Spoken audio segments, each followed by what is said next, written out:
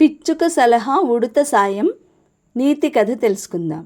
లక్ష్మీపురం అనే ఊరి మధ్యలో ఉన్న మామిడి చెట్టుపై ఒక పిచ్చుక, ఉడుత నివాసం ఉండేవి.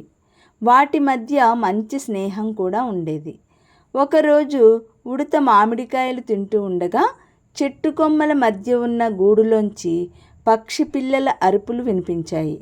వాటి దగ్గరకు వెళ్ళి చూడగా వాటి తల్లి లేదు. బహుశా ఆహారం కోసం వెళ్ళి వాటి తల్లి కోసం ఎదురుచూస్తున్నాయి అనుకుంది.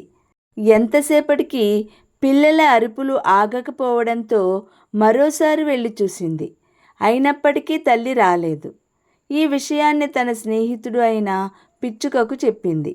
అప్పుడు పిచ్చుక ఇలా అంది, నీది మంచి ఆలోచనే, కానీ ఆ పక్షి పిల్లలకు ఆహారం సేకరించుకోవడం, ఎగరడం అన్నీ వాటి తల్లి నుంచే నేర్చుకోవాలి. అది నీవు చేయలేవు.